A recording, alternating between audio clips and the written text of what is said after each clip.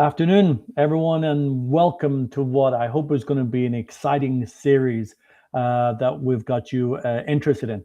You're listening to Robert Lutton, and along with Jeff Giles, we are with Santel Consultants. Santel, as you may know, has spent over 20 years helping organizations get real business value from Quest and Irwin Data Management Technologies.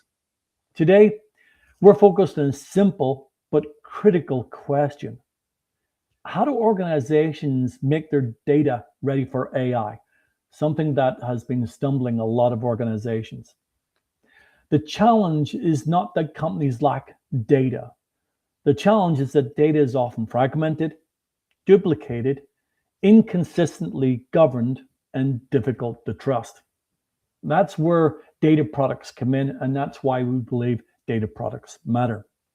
Over the next 45 minutes or so, we'll show how organizations can move from off-data projects to governed, reusable, AI-ready data products, and how the Irwin Data Intelligence solution, along with the Quest Trusted Data Management Platform and its automated data product factory, can help make that possible. So Jeff, if you go to the next screen, we'll just have a look at the agenda.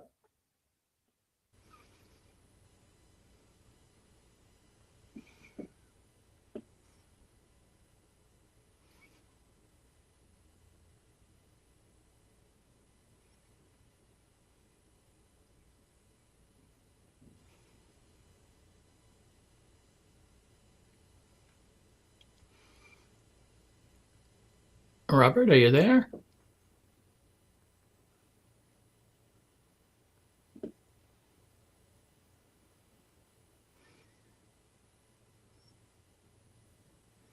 Here, Jeff, can you see me? I can hear you now. Oh, okay. Yeah, with sort of some dead airspace there for a minute. I wasn't sure if you could hear me or. Well, I can hear you, but let me just kind of go through the agenda just for the folks. Again, our 45-minute timeline, and we'll start with why the operating model is the real problem, what we can do to fix it, what it'll cost you, and what changes come when data becomes a product. And we'll end with some Q&A and next actions. So, Jeff, I'll pass it over to you, and I'll come back online at the end of the session to help you wrap up. Thank you, Robert. So let me just do a quick check. Can you hear me okay? Loud and clear. All right. So the tools are usually not the real problem. The bigger issue is the way data work is often organized. A business use case will come in, a team will be assembled, data will be sourced, a pipeline will be built, and the work gets delivered. But then everybody just moves on. The next use case starts from scratch, even when it needs the same data, the same joins, the same definitions. That's where the waste starts. There's no durable, owned asset that people can keep using, so the value does not build over time. And that's why the same questions keep coming back. Like, where's the customer data that we used last quarter? Why does marketing have a different churn number than we do? Why is the AI team rebuilding something that the BI team already built? Those are not just technology issues. They're signs of an operating model that needs to change. And this operating model isn't free, so let's put a number on that. This is not an unusual example. It's actually quite common. The benchmark here shows what many organizations experience when they rely on project-based data delivery. It takes more than 4 months on average to get to a first usable output. It takes more than 800 hours of labor for each new delivery effort. Nearly 30% of that effort is duplication, just rebuilding work that already exists somewhere else in the organization. And more than a quarter of the effort becomes rework after the first delivery. So on average, a large amount of time is lost to duplication and rework. That shows up in very real ways. Consumers don't trust what they find, so they rebuild it. Teams move too slowly for the pace of AI. Engineers spend time rebuilding pipelines instead of creating value. And leadership starts asking why AI initiatives are not producing results yet. The honest answer is often the data foundation is just not ready yet. So what does it look like when we stop running projects and start building products? If we put those benchmark numbers into an annual view, the cost becomes easier to see. For mid-sized data team running about 12 new efforts per year, that's almost 10,000 hours of delivery effort annually. That's roughly 5 full-time people tied up in the delivery cycle. So to put a dollar figure on it, that's about $1.3 million in work you're paying for every year. And that's before adding the extra rework on top of that.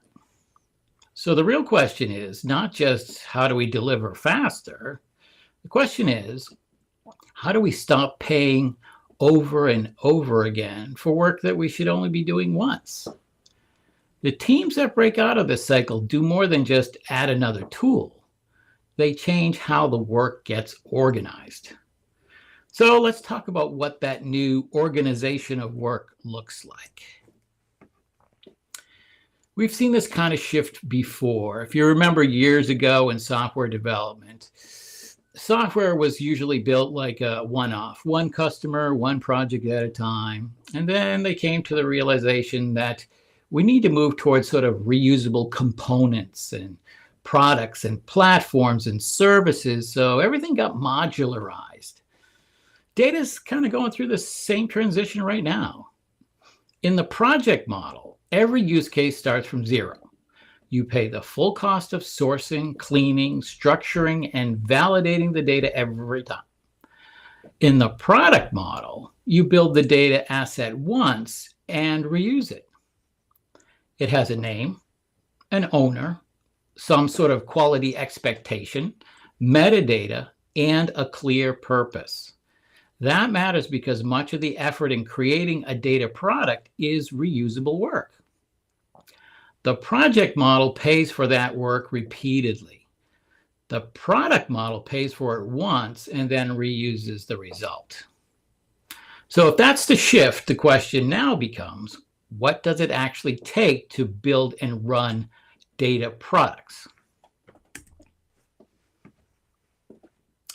So what makes something a real data product? It's not just a pipeline, it's not just a table, it's not just a dashboard. A real data product has a clear business purpose. It has defined consumers and use cases. It has named owners who are accountable, by the way, for whether the product is fit for use or not. It has quality expectations, and those expectations are monitored. It has a published data contract, including schema, definitions, freshness, lineage, access rules. It's cataloged and published, and it's discoverable so people can actually find it and use it. If those things are not true, then what you have is probably just a pipeline, not a product. The value comes from reuse. The first use case may carry the heaviest load, the cost, but then the next use cases move faster because the core product already exists. So defining it's one thing, building and running it at scale is yet another. So let's look at what makes that possible. So to make this concrete, most organizations have data products that naturally want to exist. Like you run these all the time. Like a customer 360 profile can support CRM, marketing, services, churn analysis. A sales order event stream can support finance closing, forecasting, fraud detection, and operational reporting. A product catalog master can support e-commerce, pricing, recommendations, and product analysis. But the same pattern shows up in digital companies as well. Uber has trip data that supports ETA models, pricing, driver matching, and safety. Spotify has listening event data that supports recommendations, royalty calculations, and content insights.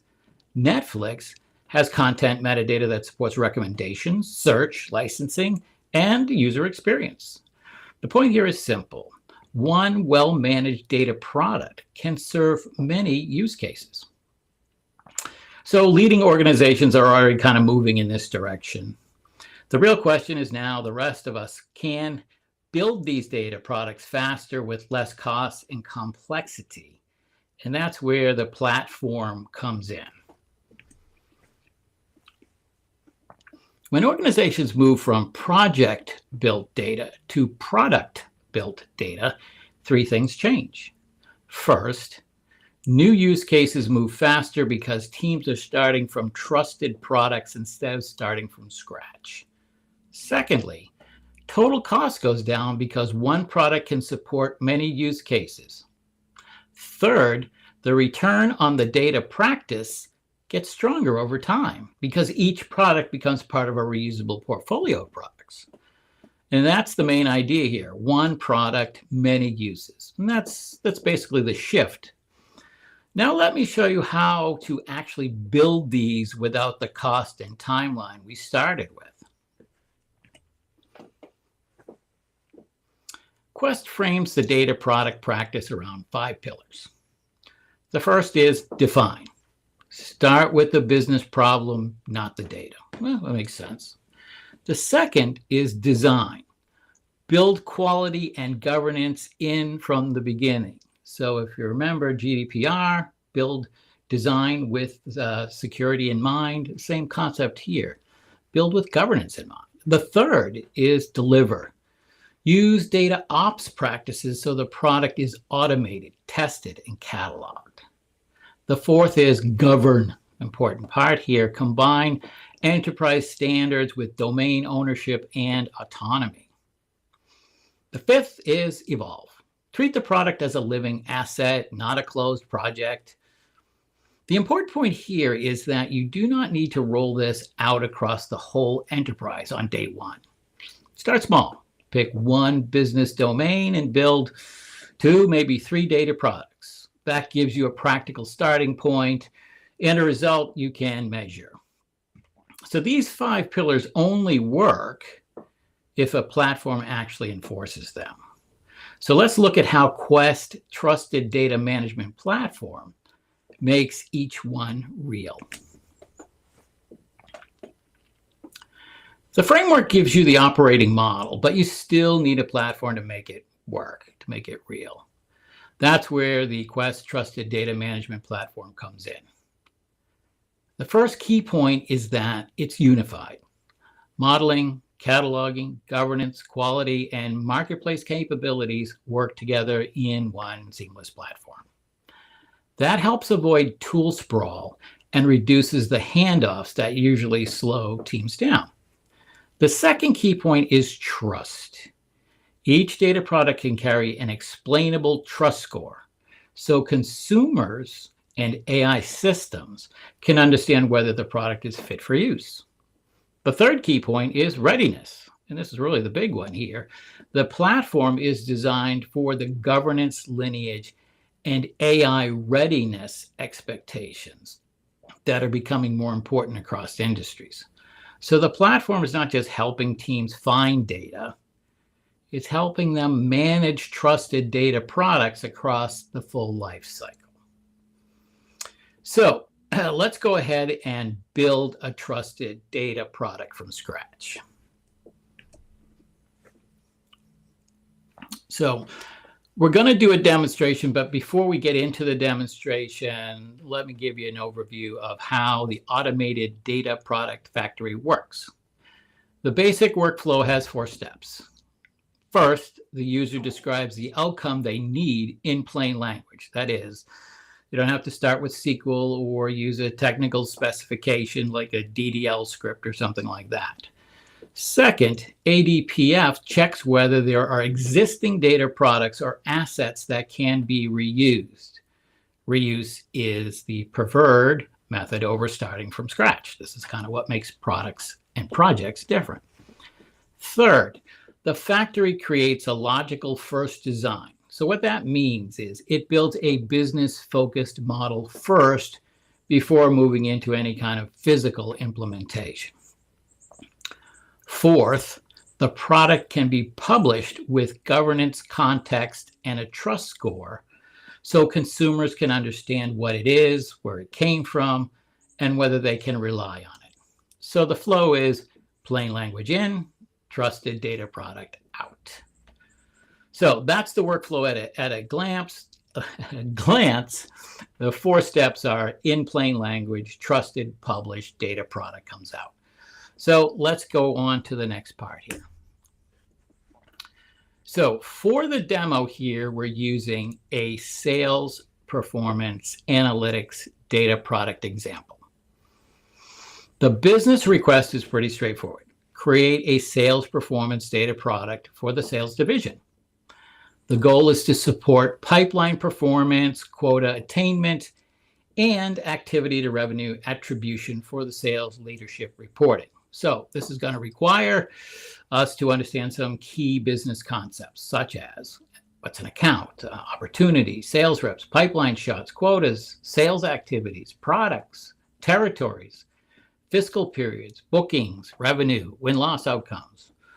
So this is the kind of stuff that actually turns the effort into weeks, maybe even months of requirements, modeling, sourcing, and governance work. So the purpose of the demo is to show you how much of that work can be accelerated and structured through the ADPF. So this is the prompt that we're going to use to execute in the ADPF. Now, the way that the demonstration is going to happen here is that we have a pre-recorded demonstration. So what we've done is we sort of compress time so that it's shorter and faster for you, sort of. So we don't have to waste a lot of time watching a clock spin here, if you will. So what we're going to do right now is actually go through the process. So if we look at this here, this is the prompt put into the box here, and we execute. So we take this and we push it into the ADPF. So let's take a look at what's going on here. In the chat window, we have executed the prompt with all the information that we want. Notice here there's no SQL, no DDL, no technical specs here. And it's going to go through the process of evaluating what we've put in here. So it goes through some thinking process.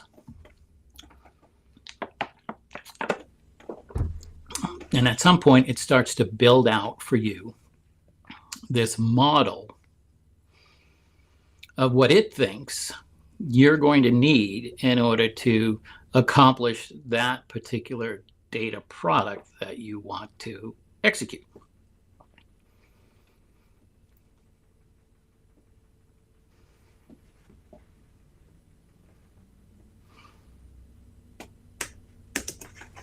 So let's take a look at what we have here.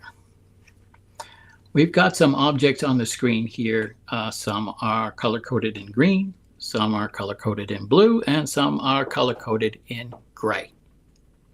If you look at the legend in the lower left-hand corner, you can see that the green objects are entities and the blue objects are physical entities, and the gray objects are generated by AI. So what we're looking at here is the blue things are assets you already have. You've already got this stuff in-house. The green objects is the logical representation of what it thinks you would need in order to accomplish this product. And the gray objects being generated by AI are kind of like the gap. It's saying it needs this kind of information, but you don't currently have anything that will work here. So you may have to go out and get more information or find it somewhere to actually finish this product. And you can see it has a little overall view there. And one of the things that you can do here is that you can version this. So you can save this as a version. You can execute it again. You can export it. You'll also notice that on the right-hand side in the chat window, you can actually ask another question. So you can prompt it again. So the idea here is that this is an iterative process, not just a one and done deal. You can take a look at this and you can see what it returns, and then you may have another query or question that you might want to ask it, and you can execute that, and it will continue on until you're satisfied with the result. Here is this concept of entity matches. So what this is basically saying is that I found some information here, and you have a entity called pipeline snapshot. This is what you've got to build, but it's saying that you actually have an actual physical column called in a fact table, I guess, called pipeline trend. And you've also got something called opportunity. And you can see here that there are percentages of matches. So you can look at this and you could say, well, based on what I want to create as a data product, that pipeline trend data warehouse information is going to help. And you can look over on the right-hand side and you can see that it's already pre-selected. So it says 100%, you'll probably want to use that. Now the others, it's up to you. You could say, opportunity, it has an 83% match. Maybe I want to use it, maybe I don't. But if I did decide I want to use it, I can simply click the select button and I can include that. And you can see as it goes down, the matches are less and less connected. So that's the entity match concept. It'll go through all that information and see what data you have that's going to work with this data product. And then you can, of course, save this as a version, and you can export this out as well. So if anybody wants to take a look at this in an Excel spreadsheet or something like that, they have the ability to do that. So now that we have this information, let's come on back to the data product here.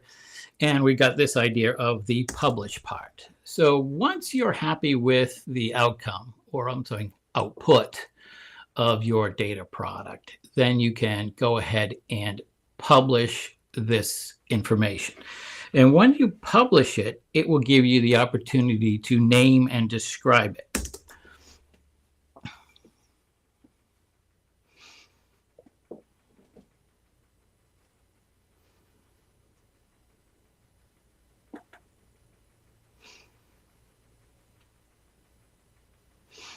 There it is.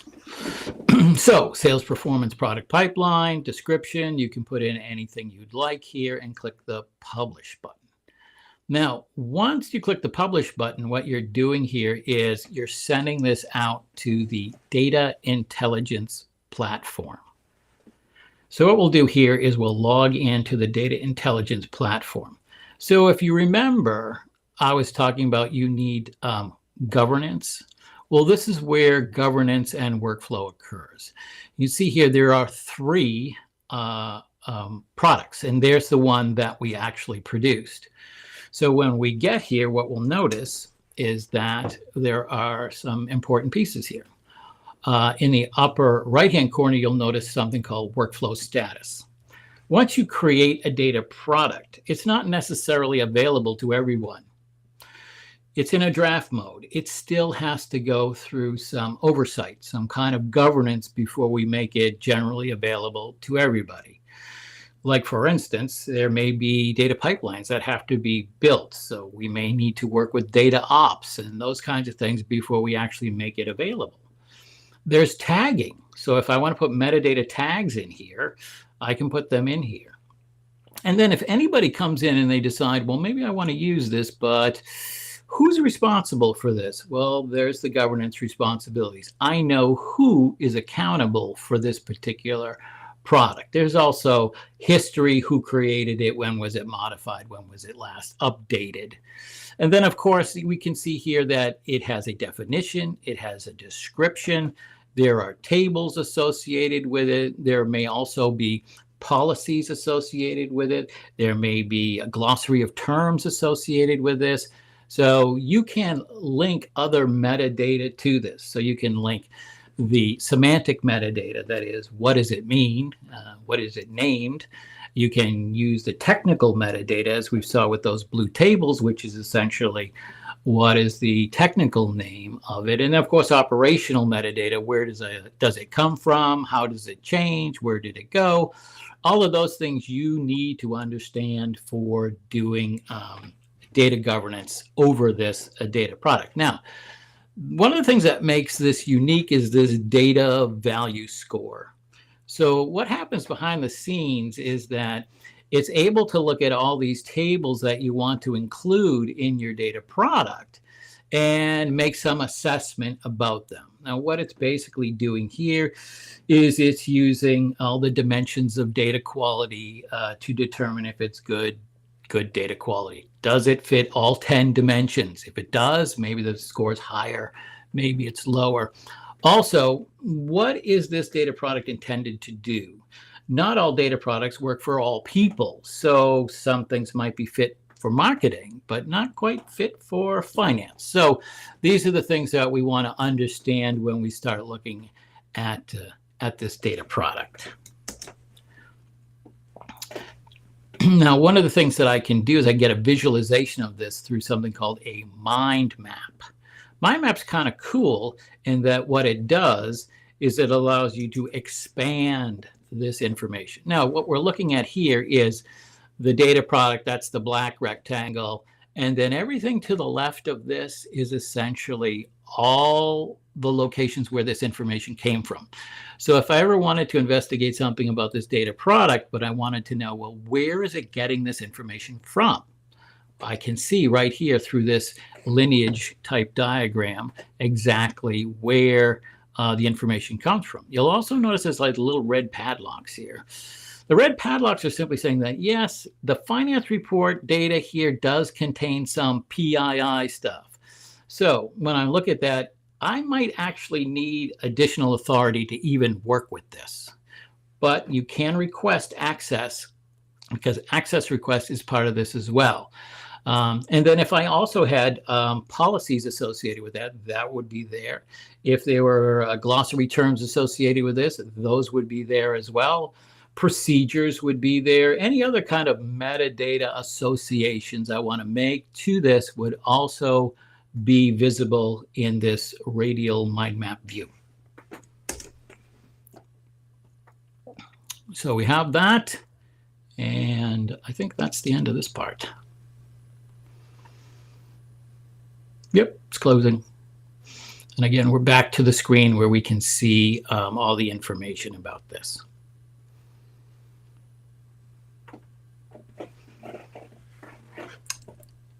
And I believe that concludes this. So let's move on to the next part.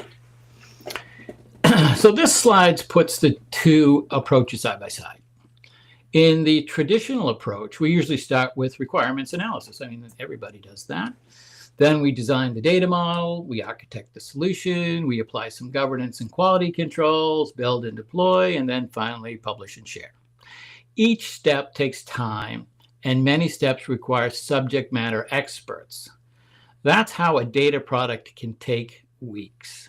With the automated data product factory, the starting point is a little bit different. The user expresses the need in natural language. The factory checks for existing products that you may already have built. It helps automate data modeling and metadata creation. It supports governance and cataloging.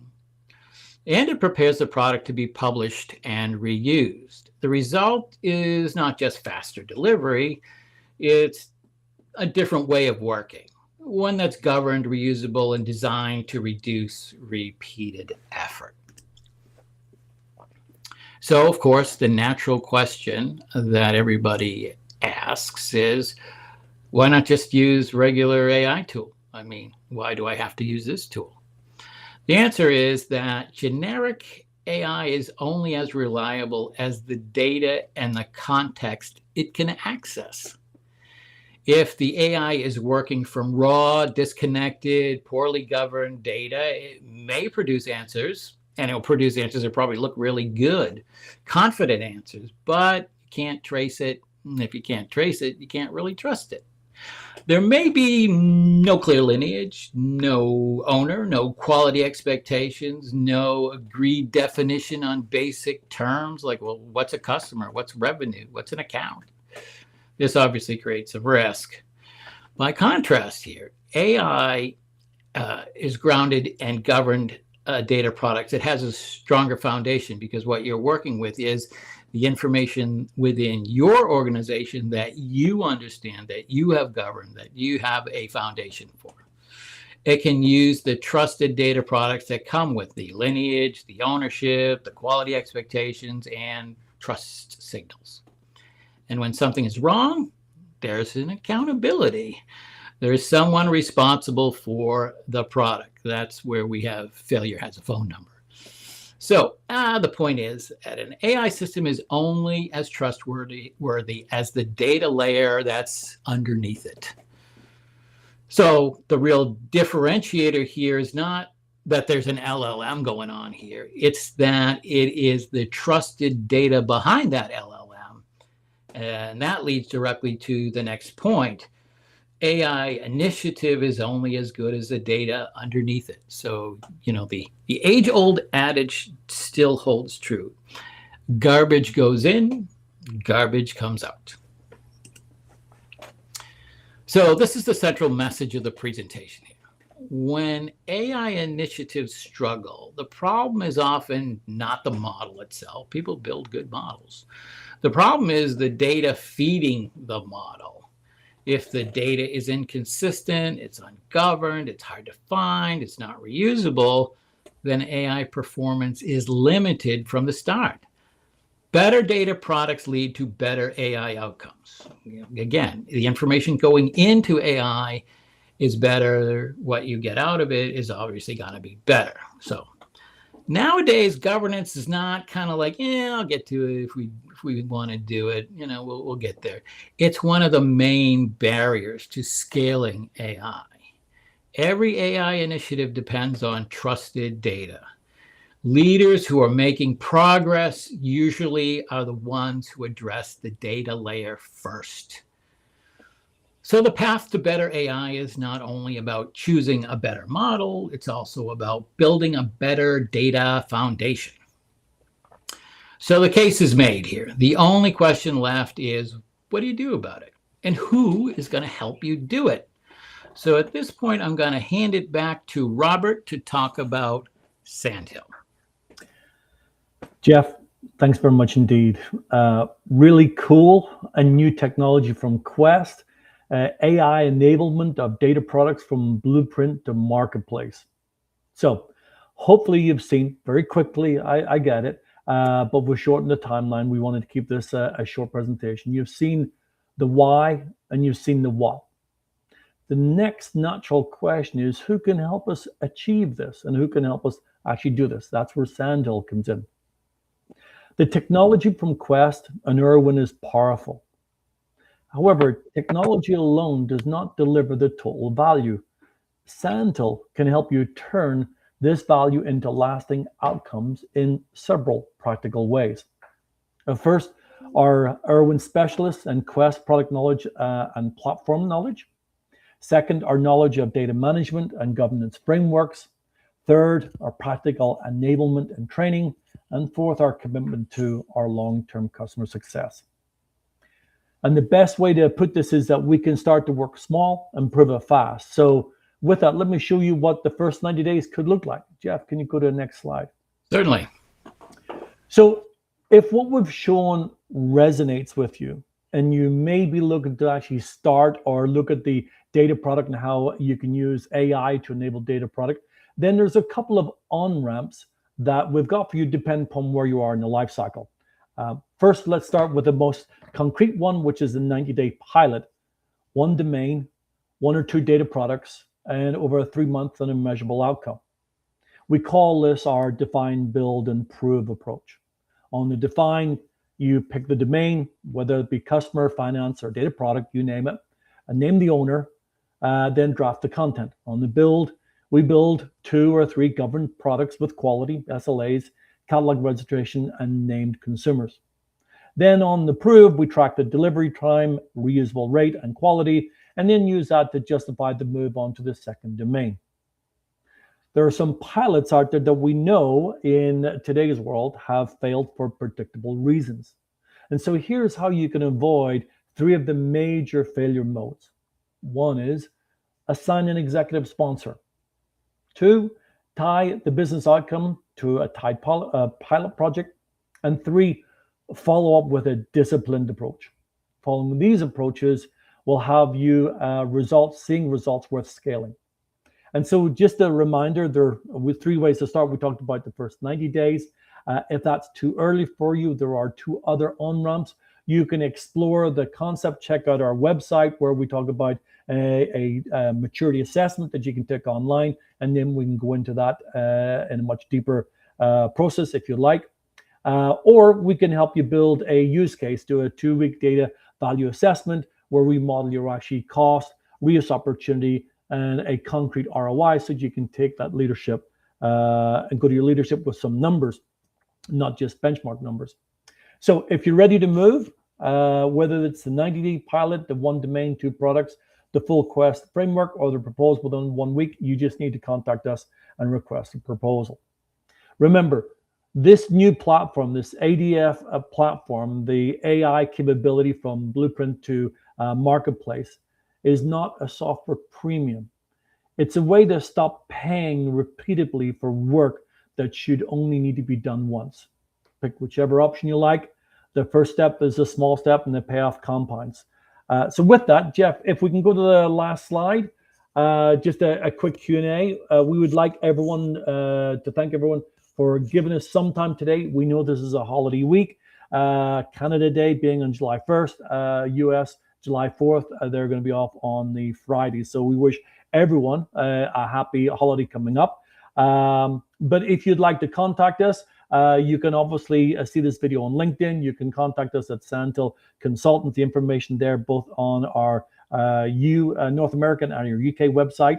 And you know, the one thing we're hoping that that you'll remember, take away from today, is that your AI initiative is only as good as the data underneath it. So with that, our thanks for joining us on LinkedIn. Thanks for watching us on YouTube.